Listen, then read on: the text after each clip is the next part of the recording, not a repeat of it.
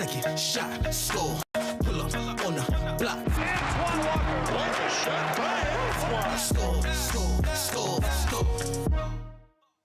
All right, he's here, three-time All-Star. He's a champ. Antoine Walker on the show. Antoine, thank you, first of all. And we are going to get to NBA, but we are obviously in the middle of some college basketball. Conference tournaments, championships are going down right now. This is, I'm about to say, 30 years ago. God, we are in the same boat. You were a freshman at Kentucky. Led a 19-point comeback over Arkansas, and then the following year you win it all. What are some of the memories that stand out around this time of year for you? I mean, obviously, it was great times for me. You know, I love it. My first year, I went to the Final Eight, and then next year winning the championship. But it's just, so I love this time of year. And the SEC tournament actually made me, when I look at my career, especially my freshman year, because I was able to kind of like hit the scene. Everybody knew I was coming in high school, but I didn't have a great freshman year. But once that SEC tournament came and was able to get an MVP of the SEC tournament, kind of jump-started my career. Unlocked something. You have a standout memory for Rick Pitino? Anything that you can tell us?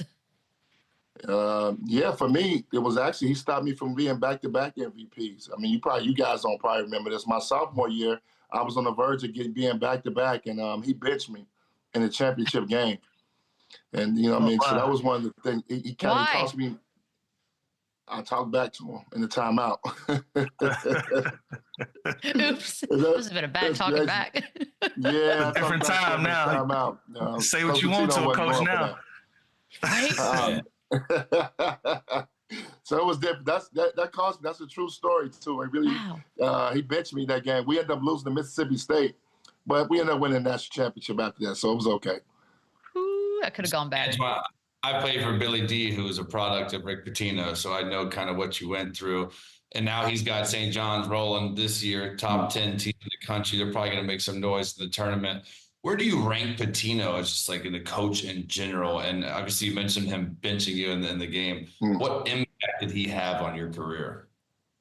Honestly, man, it's amazing what he's doing right now. But for me personally, I owe him everything. I mean, he taught me how to play the game the right way, taught me how to work hard. In Boston, he was great for me my first couple years. I made an all-star team in my second year with him. Obviously, he didn't have as much success at the pro level, but in college, he taught me, I was a kid, he taught me how to be a man. He taught me the work ethic that was needed to be a great pro. And even still to this day, he's still very much a part of my life. And I had the opportunity a couple weeks ago to see them play DePaul here. And just the game has changed. To see how he's able to take a bunch of transfers and make them complete this fast just speaks to how great of a coach he is. How many national championships do you think he would have won if he stayed at Kentucky? Definitely one more. It's so hard to win that shot. Definitely one more. If I would have stayed and not left my sophomore year, we definitely probably won the final. And that's not being biased. I think we would have won it that year. But guys start coming out early. I mean, I played with 9 pros, bro. So you got to think. Hey. Guys could have stayed. You could have added a piece. I mean, we had a system going there where guys were coming in. So, but coach was really big on guys fulfilling their dreams and having opportunities to go to the next level. But if he wanted to be one of those coaches that kept guys in school, I mean, they could have ran him off. Man, that's incredible. Twan, I want to switch gears over to the NBA. You're a Boston Celtics legend, and you look at this current Celtics team. But you have the emergence of OKC out in the West. You got Cleveland having a great year. Do we still look at these current guys in the Celtics green as the favorites to be back-to-back champs? Of course. I think it's hard. It's hard to repeat and hard to stay focused through a whole season. And if you watch the Celtics this year, they've had some up and down moments. And they've, obviously losing to OKC and the way OKC went into Boston, people started to put the question mark on, can they do it again? But you got to find motivation. I mean, if you can stay healthy, and now it's just trying to be fun again, you get everybody back healthy going into this run. I don't think nobody can beat them in a 7-game series. They shoot the 3 well from about 7 to 8 guys. They got 2 guys that can get you a bucket late. One thing I can say that I haven't seen this year, I don't see that same defensive identity that we saw over the last year. They're going to have to get that back where they have to start defending at a high level with Jaylen and Holiday started doing some things defensively and locking down in the wing. But I like what he had. I think that it's hard to repeat. It's hard to stay motivated through an 82-game season, and even the play-in, you add this play-in stuff that they're doing. Not playing, but the in-season tournament. You add that to it, so it's hard. But I like them to win it again. I just think they're too deep, and that three-point shot is just such a weapon. And they're still getting led by Tatum and Brown, and people are starting to call Tatum a boring superstar. What do you make of the narrative that Jayson Tatum is a boring superstar? I disagree with it. I just think, he has it's not necessarily a flashy game. He has a good mid-range game. He can shoot the three. It's just a different type of game, kind of like Carmelo Anthony. Get just really great scores from the wing. They don't need a lot of dribbles to get where they need to go. It's just different. And I just knew after the Olympic situation and how that went down, you was going to see the next couple of years of Tatum playing at a very, very high level, and which he's doing right now. I don't think that's going to be a problem at all, man. That narrative is you got to throw that out the window. Yeah, but and also you just mentioned it, the way that they shoot threes. They're averaging almost 50-plus three-pointers a night. What do you think of the current state of the NBA and so many different teams shooting threes at that level? I don't like it some nights. Obviously, I was a guy that shot a lot of threes, so you would think I would love it. I think one thing that can bother you a little bit, you see, especially late in games, we don't see the guys putting their head down, getting to the free throw line as much as we saw in the past. I think that's something that, Jaylen Brown and Jayson Tatum have the ability to do more so than a lot of other players in this league, where they can duck their head and actually score. So I think it could be a problem if those threes are not going in. The thing about the Celtics that makes them so unique, they got 6 or 7 guys shooting them. When you talk about most teams only may have 1 or 2 guys that are capable of making threes. Now the Celtics, that's where they separate themselves, because they shoot the three from so many different areas. Okay, we got to talk Pat Riley. You knew this was coming. Yeah, you won your championship with him. There's obviously been a ton of stories. It's all finally died down now. Everybody's found their homes and we're moving on. But there were a lot of stories this year, and it sort of brought back memories for some folks, good or bad. When I ask you first thing, what do you think of when you think of Pat Riley? I love Pat. He's a disciplinarian. He likes to do things his way. And one thing about Pat, if you notice, if you look at the trend and you guys follow, when he's kind of done with you, he does it publicly. This is even back dating the D-Wade, Shaq, Jimmy, myself. It never stays in-house, and he just makes the move. He kind of does it publicly. I didn't like the Jimmy situation because you shouldn't have to start finding guys for their money and taking their money away like that. I think if you want to part ways and move him, there's ways you can do that. But to take his money and those things to kind of put this bad light on him is tough. That's why I'm so happy Jimmy's playing really well in Golden State and kind of turned their season around. Because you can move a player, and your time can run out, and you can move a player. I think neither one of those guys handled it the right way, but it's not, especially nowadays, it's not the day they handle it through the media. It's kind of shocking, too, how it's all turned out. We started the show with the Warriors. They're 13-1 since Jimmy's in that lineup. And I think before this, when we were trying to figure out which of these 2 alpha dogs, Riley or Butler, were going to win, people were like, oh, Pat's going to win. He's been doing it for so long. And it right now looks like they didn't win this one. So do you think this was an ego-driven loss on Pat Riley's side?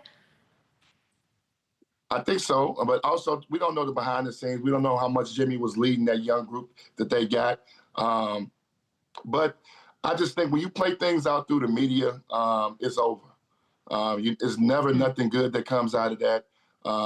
On both sides, Jimmy, what he was able to do in Miami and get them to the finals with the type of team, the young guys that he had to play with, was actually was unbelievable. I don't think none of us thought that Jimmy would be able to do that, and obviously get to the finals as an AC one year. But now to see him have success, sign a new deal, go somewhere where a team wants you, as a player, you guys know this, and I'm sorry, as a player, you're happy for him because sometimes this thing can go bad for you. And it can really kill your career. But to see him be able to go to Golden State and they have success right now, and he seems like the perfect fit for them, and it seems like they're going to be able to actually make a little noise in the playoffs because of it. So I'm happy for Jimmy. But it's kind of the thing that Pat Riley does. You know, he's done it with a lot of stars when they're kind of towards the end of their career. Yeah, and some people call it micromanaging, or maybe it's just managing, but like the weight management. We heard the LeBron cookie story. First of all, the Shaq baby oil story, that's real. Like, tell me what the baby oil does. So why would you use baby oil? Well, you know, that's just when you got to put the clip, you have to do the body fat, and they put it on you, so you put baby oil on, so you could actually get the real right number. But that's a legit story. You got to do body fat and weight every week, which was fine. That was part of it. You knew that coming in. Obviously, he wanted you to maintain a certain weight and body fat. And when you didn't get it, you get fined. It was simple. It wasn't a big argument. You know, over the last few years and stuff, it's gotten out about different guys and the numbers and stuff like that. But I was a part of it. Got suspended once for it. Posey, and we all know how little Posey was. I mean, Pat's tough on conditioning. You got to be in great shape. He has his way of doing things, and it's respectable because you know that coming in. Hold on, I just need to, like, because we're all vain, right? So we're trying to figure out tricks to look our best, feel our best. Who thought of the baby? Like, did Shaq come up with that, or did somebody, like a friend of his, say, "Hey, what if you just had a little baby oil there and they can't get a grip"? Like, what? Yeah, I wish I could tell you. I don't know. I just seen a man putting all type of baby oil on his body so the thing that you check the body fat wouldn't stick to him. It's brilliant. Maybe he knew he wasn't gonna make weight that week. I don't know. He must have known. That's awesome. I gotta ask you about one of your quotes that you said in the 2016. You guys partied your way to a championship, which I love. I literally look at my sunburn right now. I got it going on yesterday. Oompa Loompa. I'm no stranger to mixing it up. Who on that team set up the parties? Who had the most fun on that team? I need to know details of how lit that you guys were in 2006. Well, Shaq pretty much had parties in every city. These were regular, like, we probably missed, I'm going to say Utah, Indiana. Maybe there was only 2 cities that we didn't have something planned. And you guys know why those cities, none was playing those cities, but other cities But y'all still got it in. It's still happening. It just wasn't planned though. Oh no, we still got it in. But I always say that I never partied in a place so much. The thing I'm telling you, the thing about that season was that you would go party with Shaq, but Shaq didn't drink, so you didn't understand. You had to know that. Oh, no. You're gonna go have a great time with him, but he's not drinking. So when you get up in the morning, you got to deal with shoot around. Pat ain't going at Shaq because Shaq don't smell like alcohol. You know what I mean? So Shaq is fine. It was. But I think for us, to be honest with you, it brought the team camaraderie was so good, and you hate to say that it's not like the best way to do it, but it was a fun way to do it. You would go to dinner, it'd be 8 guys at dinner. You guys know that. You don't see that in the league. When you see 8 guys going out to dinner, 9 guys. Maybe 4, maybe 3, 4, yeah. Yeah, so when you start seeing 8, 9 guys going out, so it was like one of those things where it kind of brought us together as a team because our team was put together with free agent signings. Guys it wasn't a core that had been together for a couple years. You just kind of threw this team together and we just started hanging and clicking. And I think it helped us, especially towards the end of the season when we was able to go on our run and obviously win the NBA championship. I know we touched on the Warriors, but I want to go back to it real quick because I think last year you tweeted that the run was over and everybody find new homes. And I don't think that was a crazy thing to say given what they look like and how things seem to be for the future. And now we had the Jimmy Butler situation. And again, 13-1 since he got there. Have they done something that sort of reawakened the way you look at them? Like, because I think for us it has. When they said we're going to at least get to the 6th spot, everyone sort of laughed. They did that easily. Like, do they look good enough for you to be a threat somehow? You know what they are? They're better defensively. I know we don't talk about that a lot, but you talk about, 2 premier defenders in this league, and Draymond Green and Jimmy Butler, guys that can actually really lock down guys in one-on-one situations. So you're not scrambling. It allows you to play without a true center because now you got 2 guys on the floor that can defend their guys. I think Steph has been able to cruise a little bit more. Where Jimmy's a guy that they can go to for scoring and have some different nights. They don't necessarily have to rely on Steph getting 35 and 40 for them to be able to win. Kuminga's developed. That plays a huge part. Now he's back healthy. So the pieces are starting to come together. I watched the game last night. Gary Payton Jr. is back. I mean, they're getting their pieces back, And everybody, one thing about Golden State, everybody knows their role.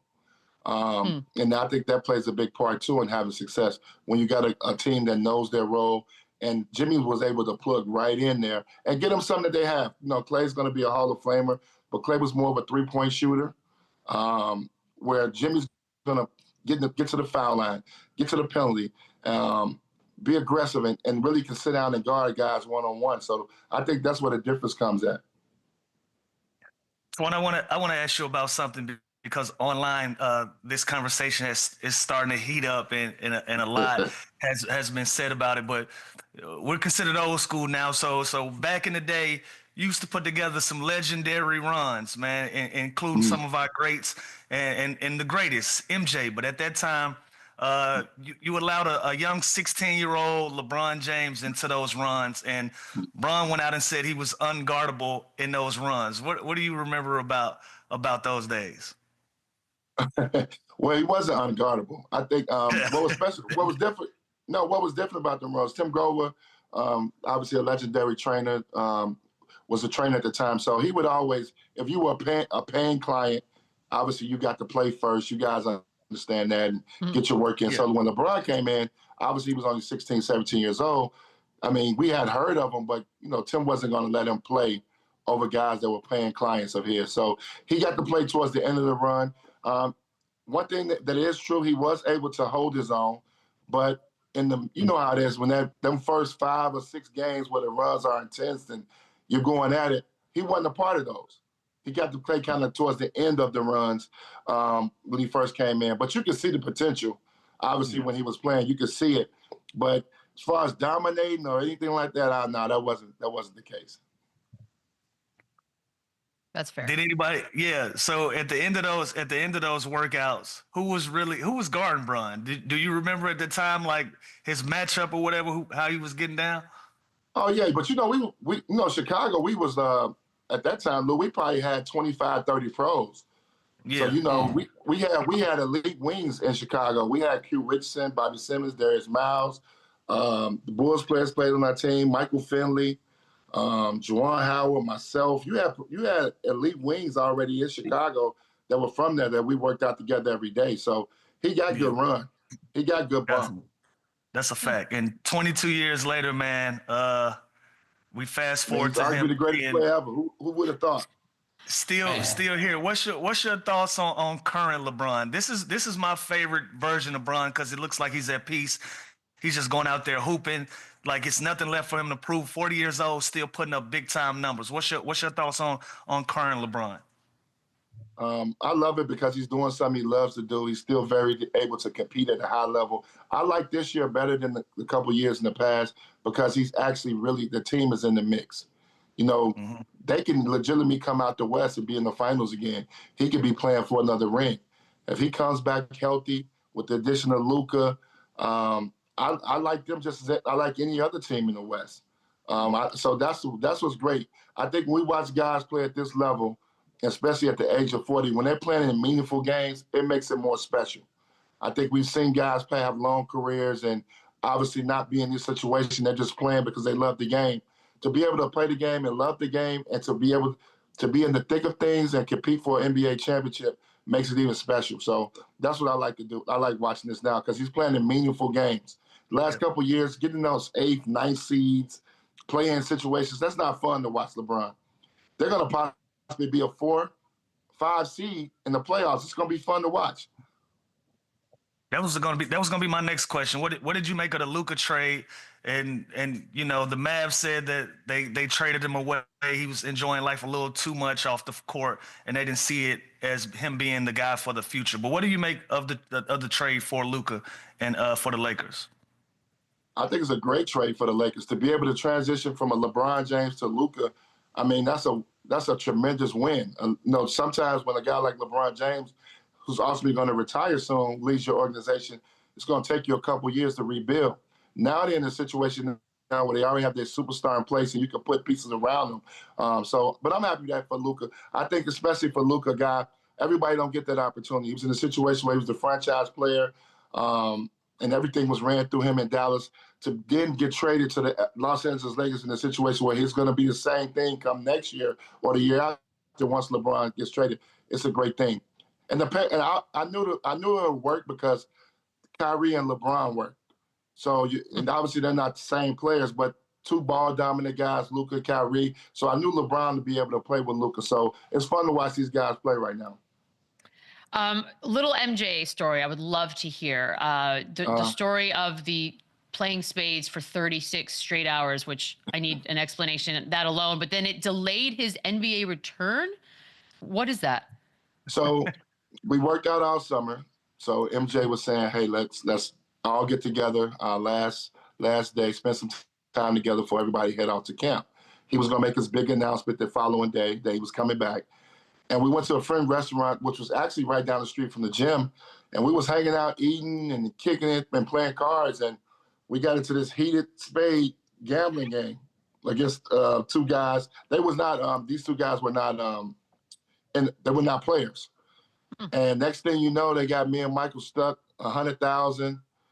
Then they got the 200. Then he called home, and then MJ called home and got $500,000. This all cash too. This is a true story. All cash. And next thing you know, we got $1 million cash. We're playing spades. I don't know if you guys know how to play spades, but spades is not a game you play for that type of money.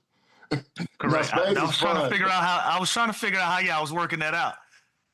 Because the first hand, so we playing at this time, I think we was playing like 35.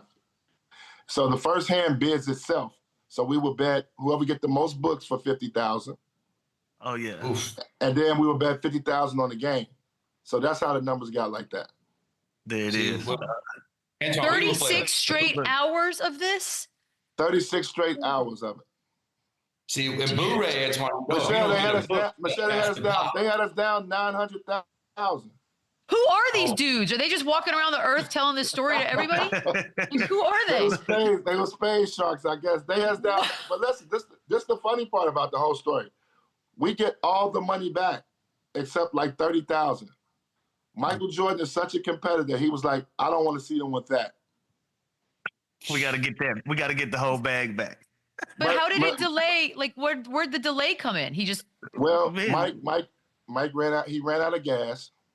Mike ran out of gas, and we. I think they end up winning like 180, something like that, 160, 180. They end up winning, which is still good. They won like one. But you got to think we felt good about ourselves. We came back from 900,000. It's not bad. And it's not IOU. This is not wiring money. This is all cash now. This is different. Yeah. So when you look at it, it's totally different. It's insane. Right. And so the delay is just what? He had to go to sleep? Do it the next day? Yeah, he was tired. He was tired. He was still married at the time. He was about to make us a big announcement that he was coming back. I mean, we had, you had the whole media circuit that was down at the gym waiting. Oh, no. Yeah, it got ugly. Yeah, they gonna have to wait. This is awesome. Yeah, I gotta wait. He needs a nap, and then we'll go try again. All right. But no, it's a true amazing story. It's a true amazing story. I always laugh. We still talk about it. I can't believe I played spades for 36 hours. That's I'm pretty sure crazy. we was making mistakes. I'm sure you know that everybody was making mistakes. Yeah, you're sleep deprived. That's like it's not your best. But that I always tell that story because that's how much a competitor he was. And that's something, and that's one thing I've learned in working out with him and being around him for the years that I did. I appreciate it, and that's really what made me want to obviously win an NBA championship as well, because the work you have to put in, the dedication, and I just saw it from a guy that was older, the way he approached the game and played the game, and then that same competitive edge off the court too was kind of special. Antoine, I don't know if you're a golfer, but this man built a golf course based on his game in Florida called the Grove, where when pros come, he put bunkers, water, and traps if you hit it too far, like the pros do, just to help out his game. The dude, as you know, is a madman on the gambling. Oh, I'm a golfer. I've played golf. I haven't played that course yet. I wanted to play last year. I haven't been yet. But I've played golf with Mike now. I haven't been privy to be in his group. I always played courses with him, but we handicap it off. Those guys are scratch. I'm probably like a 10, 11. That just means you get a lot of strokes, though. That's good for the gambling game. Yeah. So, but I'm a golfer. I love it. See, Lou, we're trying to get Lou to try it out because he might love it. Look, you might love it, man. You in Atlanta. I'm gonna check it out. I gotta get my swing together. Yeah, I gotta get my swing together first. That's a fact. Exactly. Take you some lessons once a day. You know, about 3 times a week. Then you start playing a little bit. You'll get the bug. There it is. I got you. Antoine, this is awesome. Listen to your stories all day. We appreciate the time, man. Thank you so much. All right. All right, thanks for having me on. Yes, sir. We'll be back. All right. Run it up, then run it back. Run it up, run it back. Run it